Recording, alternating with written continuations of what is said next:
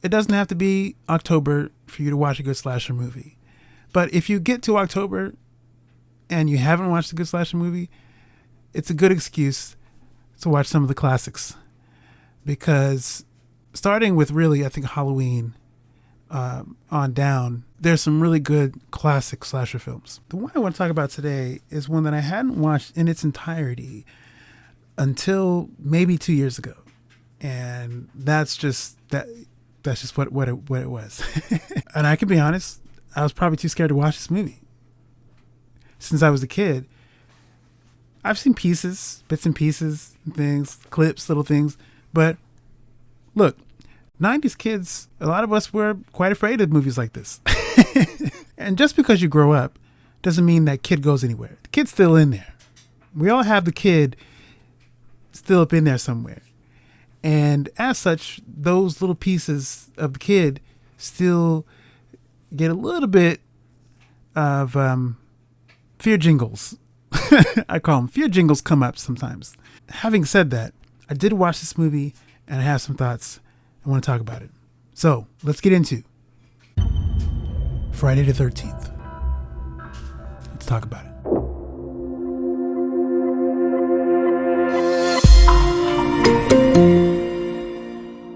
Ladies and gentlemen, this movie, if you haven't seen this movie, which I don't know how you haven't, that's not true, actually. I just told you I just recently watched it a couple years ago, fully.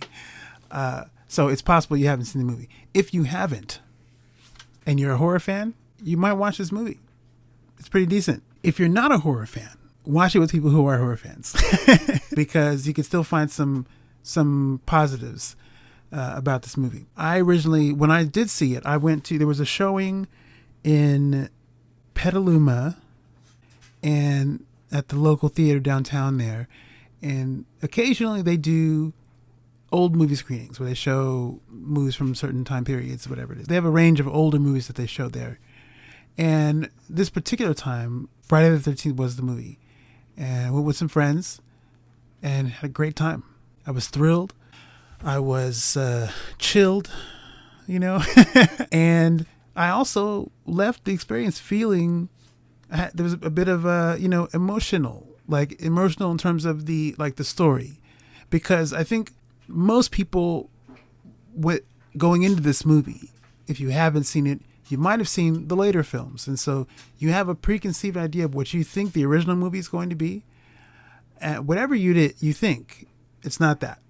It's actually, I think, better than that, because that's what makes the movie that much more electric. And I think that gives the film much of its juice. And to me, I think it's the best movie in the series still. It's a long running series. Now, there's a lot of movies in this franchise, but that first one, kind of strong, and it still holds up.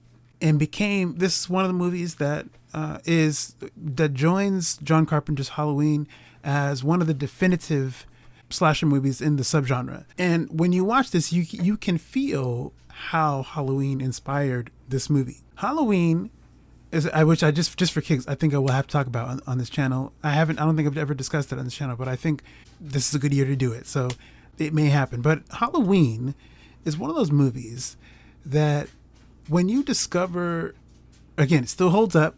I think it's still unsettling. It has a little bit of fun about it. And I think narratively, from a writing perspective, it's simple. It's not a ton of things happening. You know immediately who the main person is, who the main threat is, and what that's about. And that's all you really need for it to be a solid slasher film. Similarly, Friday the 13th operates in that same house of where it's not a ton of things happening. It's very simple. The premise is you got a group of young kids at a summer camp in the middle of the woods, so you're isolated, which immediately makes it unsettling because they're away from civilization. You're away from any kind of help. Should something go down, you can't easily call on the phone somewhere, have somebody come help you out. So having it be isolated, you're already in a situation. It has all the things that you need in a good slasher movie. You got young, attractive kids. You got a young Kevin Bacon up in here. So immediately, this is you. How do you not want to get down with this movie? Already, boom, young Kevin Bacon. You got other young, attractive counselors. So there's going to be some conversation about sexuality, sensuality, and the cool thing about that, though, and also it becomes less cool in other slasher movies, but I think particularly the cool thing about the role sexuality plays in this movie is that there's a cost to that, and there is an echo cost. The cost echoes. This is something you see in a lot of movies in the subgenre where sex is punishable by death. So it's not new to the genre, and in fact, Halloween has its own conversation with that in there. But there's something about it where, for this movie in particular, where young people being young, having fun, which in a way that includes sex, leads to something terrible happening. And as a result, something terrible happens to them.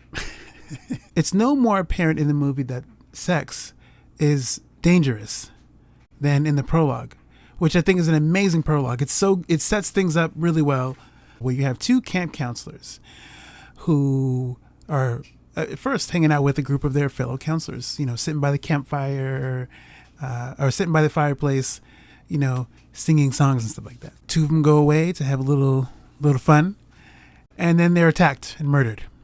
This takes place 20 years before the start of the story. And so since then, Camp Crystal Lake has developed a reputation, almost mythic reputation, of being cursed. Everyone surrounding the camp has heard whispers about something happening, murders happening at the camp, whatever it is. And so people are often warned to not go there. Unfortunately, for our present day counselors, they do not heed the warning, and they go and start up a camp there anyway. So we know they're silly young kids, and stuff is about to go down for them, and they will learn the cost of ignoring the lessons and ignoring the warnings, but it'll be too late. We know going in that's going to happen. Otherwise, there's no story. So that's going to happen.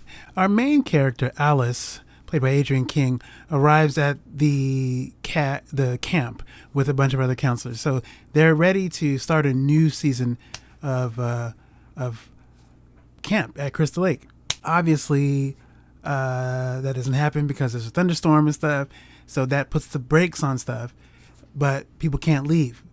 The camp owner leaves to go get supplies, whatever it is, but the main youngsters, our main counselors, have to stay there for a while until the storm clears. And during that time is when bodies start to drop. And so I have to say the kills are creative. There's some pretty interesting, pretty fun kills in this movie. Still, I think to this day, they're still shocking. There's if you're paying attention, they'll keep you on your toes as an audience member. There are a few things I really enjoy about this movie. One of them, first, I'll just say off top, is the acting. Particularly, there's only really two actors that really get the top tippy top marks, I think, from me. Everybody's great. Everyone's solid. But for real, the only roles in this movie that make this film mean anything are Alice and Mrs. Voorhees. So Adrienne King and Miss Betsy Palmer. Adrienne King feels so normal. She almost doesn't feel like she was an actor cast for this role. It was like they picked her up off the street somewhere and said, "Hey, be in this movie," and she just showed up and felt so just like a regular person, which I think ultimately is part of the appeal. I think somewhere the producers wanted to use Sally Field or someone else for the movie, but I think she cost too much and she was too well known. They ended up going for an unknown actor, which again, unknowns sometimes I think for producers they're thinking about what's going to make the movie good and also what's going to make a lot of money. But I think it's hard sometimes when you don't know a person, that it's easier to identify with that person because they feel they're new to the game. So they feel like they're someone we could have met off the street before they showed up on the screen. On the screen, and I think that's the key. I think for a role like Alice, she was very good. Yeah, and also look, Betsy Palmer. I didn't know this initially when I first watched it, that she was primarily known for more wholesome roles. And so that's always cool when you see actors who are known for another kind of role and they play something completely different, where they're cast sort of like against type. Guillermo del Toro talked about this too, with movies like Pan's Labyrinth. There's some of his other movies where he intentionally cast actors against what they were typecast as, and that actually can make the proceedings much more juicy, because you go in expecting the actor to be something, and when they're not that, you're off guard or whatever it is. So I can imagine having seen Betsy Palmer in some wholesome roles as the wholesome, like, warm mother to be, and she was that to some extent in this movie too. But what we get that's different is kind of the flip side of that. What happens when a wholesome, caring, loving mother is exposed to, heavy feelings like death or grief or loss? That person is still in there, but there is a shift, I think, in how Mrs. Voorhees chooses to move, in that there's some tremendous anger there too. And the way she plays it, she feels so welcoming and so warm. And then there's a flip side to that, and you're tossed, you're off guard. So you feel just like Alice feels. And then we have to, like Alice, deal with what comes after that. So well done. It's just so good. And the other thing I think that's really good about this movie is just the story, the narrative. It's reminiscent of Halloween in that it is personal at the heart, which means it deals with family in some way. And I think some of the best stories in any genre, when they tie back to some form of family or some sort of intimate dynamic, and it's done well, it usually works for the movie. I think there are a lot of cases where it's cheesy and it's used as like a gimmick or whatever it is, and maybe it started out like that for this movie too. But I didn't feel like that when I watched it, and I watched it again, and I just the more I think about it, it still feels like, oh man, this is just, they really did a good. It's the personal aspect of it, the family link, and just the emotions that come with that make this film a really good one for me. And it's one of the things that I like about the Halloween movies, or particularly about Halloween, the personal element of it. And then the other thing I really like about it is, and this is, I don't know how many people talk about this, the logo for Friday the 13th in this movie, the opening title logo situation, how it comes in and hits the glass, and it is, it's so great. It puts you into it's that old for, I think for me now, it's an older situation where it's like this. Sometimes older things are scarier, and I don't know what it is yet about that text hitting the screen. It's kind of freaky a little bit. Sometimes text is scary. I felt this way about the Twilight Zone text, not the original. If you watch the first few seasons of the original show, the Rod Serling show, the original text is kind of bland.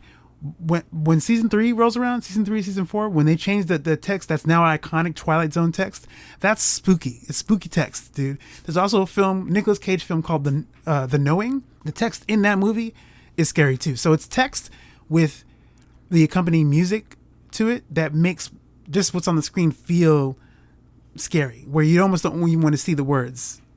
Looking at the words on the screen makes you unsettled. It did for me. I don't know if anyone feels like this, and maybe it's just me, but it's one of those things that sometimes text can get you to. And I felt like that with this movie.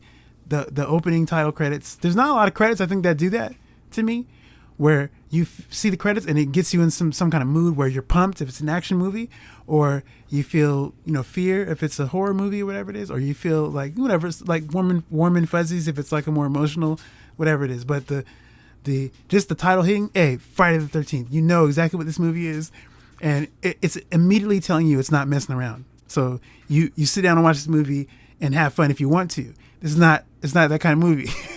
and it is that kind of movie. It has some fun in it too. This is not a drab and dreary, depressing movie. Part of I think the joy of a slasher movie is the thrill of it, and there is a fun in that. And watching people, they're going to get jacked up. As an audience member, we're watching for that. We know the kills are coming, and we expect them to come. So there's a fun in that. And there's a fun in how the kills are executed, because they're always creative. They're never the same every time. No two kills are the same. And there's a fun in that too. At the same time, that does not overwrite the weight that the movie has. There is a degree of seriousness that the film wants us to take, because then we're not, if we're not taking it, we're not scared. So look, I don't know about you, but just talking about this movie now makes me want to rewatch it. So I may watch it again right before Halloween. So it was that good to me. So yeah, man, Friday the 13th, the original 1980. Check it out. If you haven't in a while, it might be fun. So if you made it to the end of this video, thank you for taking the time to watch and listen to me rant and gush and whatever about this movie. Yeah, I think I'm going to rewatch it pretty soon. I'm getting out of here. Take it easy. Stay tuned for more spooky season reviews coming up. Have a good afternoon, and I'll see you in the next video.